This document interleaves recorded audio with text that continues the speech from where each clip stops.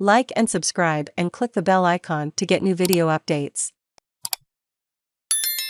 Warning against complacency as dozens of QLD businesses and homes hit by floodwaters are slowly receding across Queensland as a dangerous weather system passes, but scattered rain is due to continue across the state's southeast. Warnings remain in place for Gympie and southern areas, but flood levels receded on Sunday, the Bureau of Meteorology reports. There are still numerous warnings, but generally looking at an easing trend, BOM Hazard Prevention Officer Brooke Pagel told AAP. We expect it to ease off to moderate levels, so slowly easing and slowly receding, especially now that we're not expecting those heavy falls.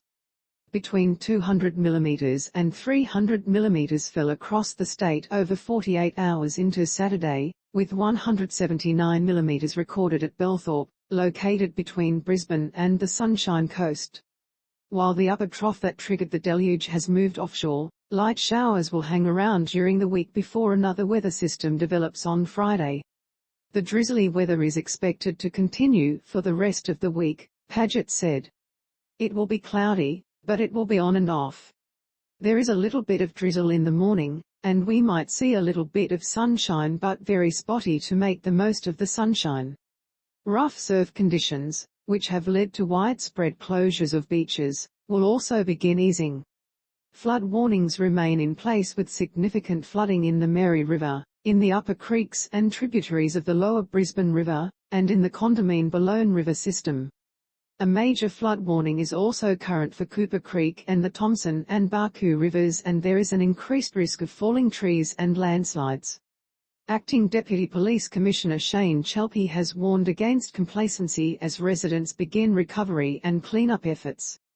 While we're seeing the rain easing, we still have a number of creeks that are flowing, Chelepy said.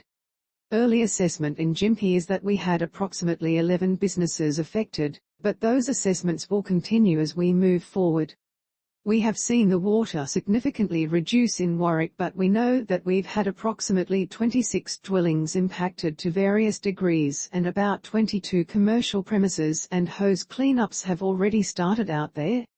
Meanwhile, the Queensland Fire and Emergency Services and State Emergency Service volunteers have responded to hundreds of call-outs throughout the recent deluge, with calls for help since February topping more than 16,000.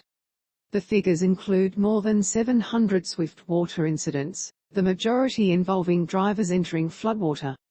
They are really big numbers, and it certainly speaks to the point that regardless of the messaging that we've been doing, we've still got people who are making poor choices, QFES Command Manager Andrew Short told reporters.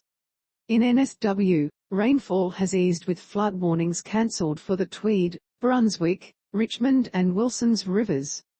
However, warnings remain, including in the Orara and Clarence rivers.